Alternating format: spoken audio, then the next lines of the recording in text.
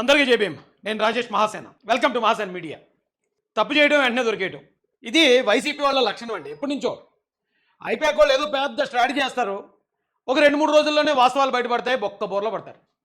అలాగే ఇప్పుడు గత వారం రోజులుగా జరుగుతున్న టాపిక్ ఏంటంటే పక్క రాష్ట్రం గొడవ. మనకు సంబంధం లేదు అది. పక్క రాష్ట్రం ఎలక్షను. పక్క రాష్ట్రంలో ఒక పార్టీ గెలిచింది. పక్క రాష్ట్రంలో ఒక నాయకుడు ముఖ్యమంత్రి అయ్యారు. అసలు మనకి సంబంధం లేని విషయాన్ని కూడా వైసీపీ వాళ్ళు ఏదో ఈ రాష్ట్రానికి సంబంధించిన విషయమే అన్నట్టు, ఈ రాష్ట్రానికి ఇప్పుడు ఏదో అయితే లాభం లేకపోతే నష్టం వచ్చేస్తున్నట్టు, అసలు వాళ్ళు చేసిన ఓవర్ యాక్షన్ ఈ అమ్మ ఏం మనుషులు రా బాబు అనిపించిందండి. నిజానికి తమిళనాడులో స్టాలిన్ గారు కానీ, విజయ్ గారు కానీ, లేకపోతే మరొక పళనిస్వామి గారు కానీ మన రాష్ట్ర ఎలక్షన్ల కోసం, లేకపోతే ఇక్కడ ఎవరు గెలిచారు అక్కడ ఎవరు ఓడారు అనే దానికోసం అసలు వాళ్ళు కానీ ఆ రాష్ట్ర ప్రజలు కానీ అలా ఎప్పుడు డిస్కస్ చేసినట్టు కూడా నేను చూడలేదు. మరి ఏటో మన వాళ్ళకి తొత్తర ఈ వైసీపీ వాళ్ళకి నాకు అర్థం కాదు.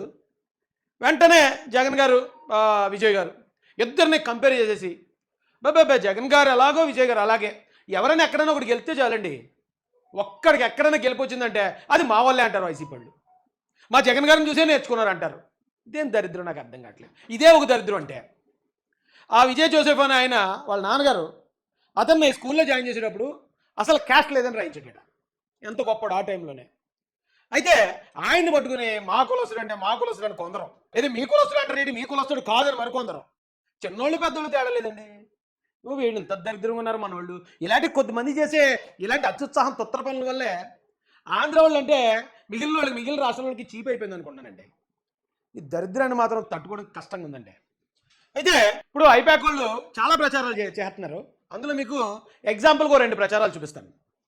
ఎంత కామెడీగా ఉన్నాయంటే అవి చూసాకే కంగారు అయిపోయాను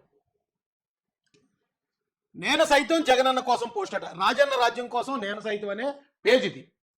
ఈ పేజ్లో అండి ఈయన విజయ్ గారు వెళ్ళి స్టాలిన్ గారిని కలిశారు. వాళ్ళ ఇంటికి వెళ్ళి కలిశారు. ఇద్దరు ప్రత్యర్థులు.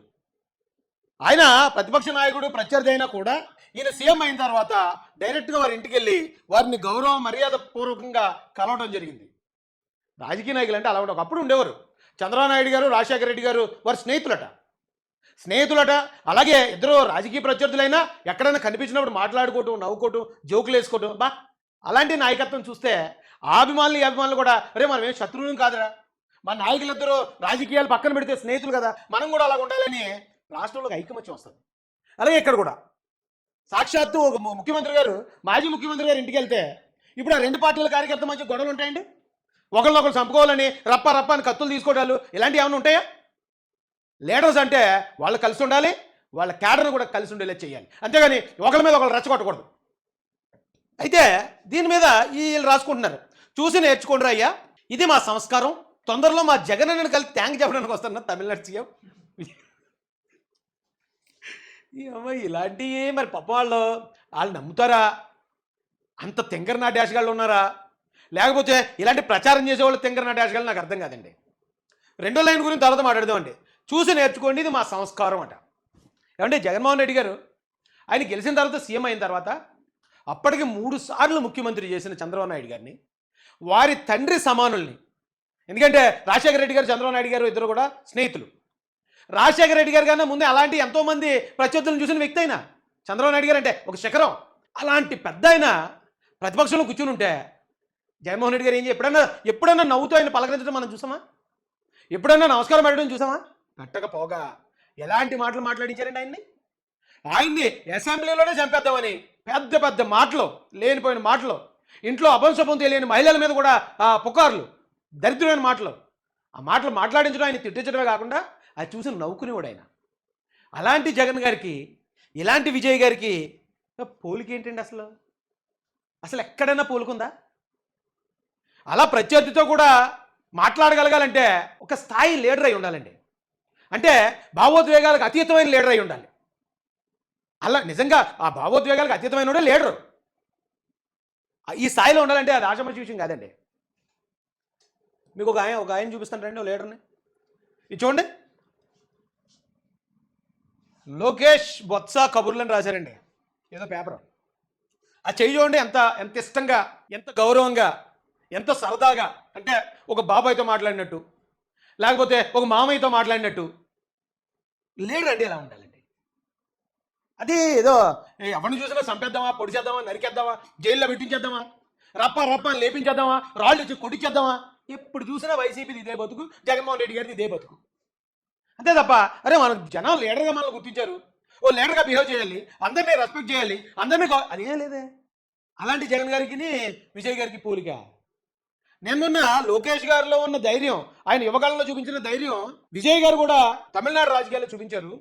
ఆయన కూడా అలాగే చేశాడు యాత్ర అని చెప్పారు. దాని మీద చాలా కామెంట్లు, ఆ లోకేష్ గారికి ఇద్దరు సంబంధం ఏంటి, ఆ లోకేష్ గారి కన్నా మా విజయ్ గారు అది ఇదని. విజయ్ గారు నాకు ఇష్టమే, కానీ ఇప్పుడు ఈయన మన ప్రత్యర్థి అయినంత మాత్రాన మనం ఏమంత చులకనగా తక్కువ చేసేక్కర్లే. ఇతర రాష్ట్ర నాయకుల దగ్గర మన నాయకులను చులకన చేయక్కర్లే, ఎందుకంటే మన నాయకులు దేనిలోనూ తక్కువ కాదు. విజయ్ గారు 2.5 సంవత్సరాలు అయింది ఆయన పార్టీ పెట్టి. ఆయన ఎన్ని మీటింగులు పెట్టారో నాకైతే క్లారిటీ లేదు, కానీ ఈయన యువకులం పాదయాత్ర చేశాడు. విజయ్ గారు అక్కడ యాత్ర చేసేటప్పుడు స్టాలిన్ గారు మంచి సెక్యూరిటీ ఇచ్చి, పోలీసులను ఇచ్చి చాలా క్రమబద్ధంగా జరిగించారు. అక్కడ ఇక్కడ భీమవరంలో దాడి, విజయవాడలో దాడి, మరో ఊర్లో దాడి, ఎక్కడ పడితే అక్కడ దాళ్ళు, రాళ్ళు ఇసరటాలు, కోడిగుడ్లు ఇచ్చి కొట్టడాలు. అంటే పోలీసులను బట్టి ఆయనకి పాదయాత్రకు ఆటంకం కల్పించడం, ఆ పాదయాత్రలో కానీ తండ్రిని తీసుకెళ్ళి అరెస్ట్ చేయటం. అరే రే, అన్ని తట్టుకుని నిలబడ్డాడు కదండి. అన్ని తట్టుకుని నిలబడినప్పుడు ఇవన్నీ చెప్పి నిజాలే కదా, ఎందులో ఏదైనా అబద్ధం ఉందా? ఆ రోజు అలాంటి టార్చర్ పెట్టలేదండి.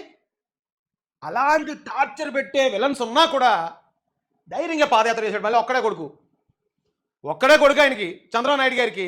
అలాగే రామారావు గారు ముఖ్యమంత్రి, చంద్రబాబు నాయుడు గారు ఇప్పుడు 4వ ముఖ్యమంత్రి. అలాంటి కుటుంబం నుంచి ఒక్కడే వారసుడు ఉన్నప్పుడు ఆయన అసలు బయటికే పంపరు. అలాంటిది ఆల్మోస్ట్ ప్రాణాలు రోడ్డు మీద విసిరేసి మళ్ళీ వెనక్కి తీసుకున్నాడు ఈయన. ఎందులో తక్కువ? విజయ్ గారు గొప్పడని చెప్తాం, ఓకే. ఆయన కింద నుంచి వచ్చాడు, సింగిల్గా పార్టీ పెట్టాడు, ఒక్కడే పార్టీ పెట్టాడు. ఆయన ఎటువంటిగా మా బాబాయిని చంపేశారనో, నా మీద కోడికత్తి డ్రామా చేశారనో, లేకపోతే నేను ఇంకోటి చేశారు, నన్ను మా నాన్నగారిని చంపేశారు, మా తాతని చంపాడు, ఇలాంటి ఎటువంటి సానుభూతి సొల్లు కబుర్లు లేకుండా నెగ్గాడు. 107 సీట్లు గొప్పే కాదని ఎవరంటారు? అలాంటప్పుడు ఓకే ఆయన గొప్ప అంటున్నామని చెప్పి మన నాయకులు మనం ఎందుకు చులకం చేసుకోవాలి? మన నాయకులు కూడా గొప్పవాళ్ళండి, ప్రాణాలు తెగించి పోరాడారు రాష్ట్రం కోసం. ఒక మంచి ఇప్పుడు గతంలో పవన్ కళ్యాణ్ గారు, లోకేష్ గారు, లేకపోతే పవన్ కళ్యాణ్ గారు తెలుగుదేశం లీడర్లో మాట అనుకునే సందర్భాలు లేవా? అంత మాత్రాన శత్రువులా ఒకళ్ళొకరు చంపేసుకుంటారా? ఈవేళ స్టాలిన్ గారు, విజయ్ గారు కలిసారు, మరి గతంలో వాళ్ళు కూడా విమర్శలు చేసుకున్న వాళ్ళే.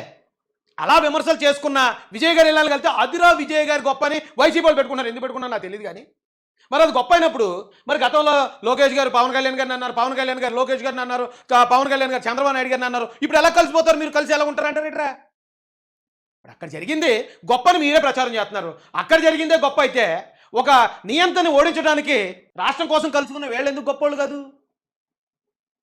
ఇప్పుడు రాజేష్ మహాసేన్ గతంలో పవన్ కళ్యాణ్ గారిని ఏదో అన్నాడు, ఇంకోటి ఏదో అన్నాడు అంటారు. ఇప్పుడు వాళ్ళిద్దరూ కలుసుకున్నప్పుడు లేని తప్పు, ఒకవేళ మేము మళ్ళీ అభిమానితే ఏడిరా తప్పు? మద్దరిద్దరు ఏమంటే ఇంకొక పేటీఎం ఆర్టిస్ట్ ఉన్నాడు. కుర్రోళ్ళకి మరి ఎంత ఎత్తున్నారో తెలియదు కానండి, అసలు వీళ్ళు ఓవర్ యాక్షన్ మామూలుగా ఉంటలేదండి.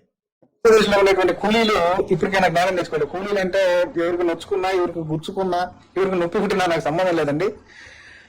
3 పార్టీలు 3 మండలతో కలిసి గెలచడం ఒక విజయం కాదు, నా దృష్టిలోని కాదు, చివరాఖరకు మీ అధినేత దృష్టిలో కూడా విజయం కాదు. కాకుంటే డబ్బాలు చెప్పుకోవాలి బయట చెప్పుకుంటున్నారు, కానీ విజయం అంటే తమిళనాడులో విజయ్ గారిది. ఒకే ఒక్కడు సింగిల్ గా పోటీ చేసి నేను సింగిల్ అని చెప్తూ కేవలం వైఎస్ జగన్మోహన్ రెడ్డి గారి ఫోటోతో ప్రచారం చేసి ఈ ఆంధ్రప్రదేశ్ లో ఉన్నటువంటి కూలీలు సింగిల్ అన్నాడని ఆ రోజున ఆయన సింగిల్గా పోటీ చేశాడని గిలగిలా కొట్టేసుకున్నారు. ఇక్కడ ఆయన సింగిల్గా పోటీ చేయడానికి కారణం గత వీడియోలో చెప్పాను. కానీ ఆయన గెలిచిన తర్వాత ఖచ్చితంగా ఆయనకి కొన్ని సీట్లు తక్కువ వచ్చాయి. కాంగ్రెస్ పార్టీ అవసరం పడింది, వీసీకే పార్టీ అవసరం పడింది, కమ్యూనిస్టులు అవసరం పడింది, వారితో పొత్తు పెట్టుకున్నాడు. ఈ పొత్తు పెట్టుకుంటాడు ఆయన తెలియక వీళ్ళ గిలగిలా కొట్టేసుకున్నారండి, మామూలు కాదు. అదొక దరిద్రం. అయితే ఈ జగన్మోహన్ రెడ్డి గారి ఫోటో బట్టి తిరిగి ఆయన గెలిచాడట వీళ్ళ ప్రచారం. ఈ అమ్మ దరిద్రం రే, నిజంగా అదే కరెక్ట్ అయితే ఆ ప్రమాణ స్వీకారానికి మన జగనన్న పిలిచాడే మరి?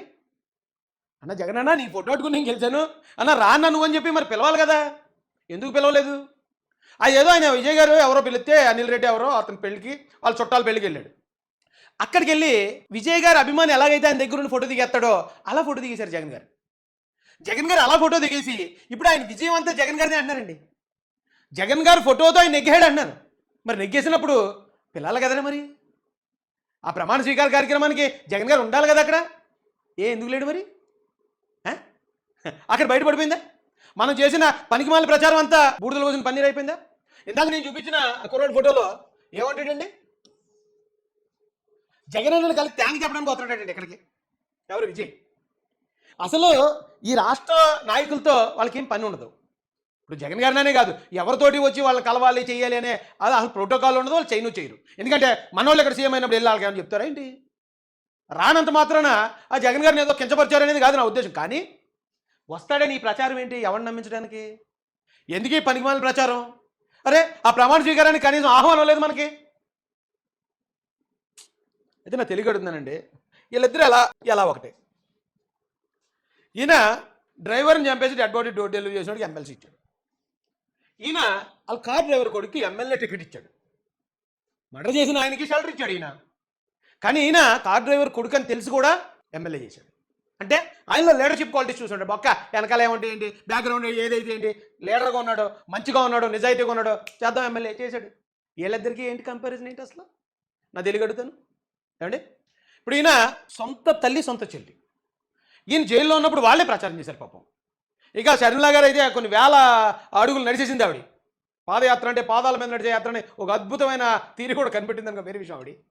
అలాంటి చెల్లిని, సొంత చెల్లిని ఈయన గెలిచిన తర్వాత వెళ్ళగొట్టాడు.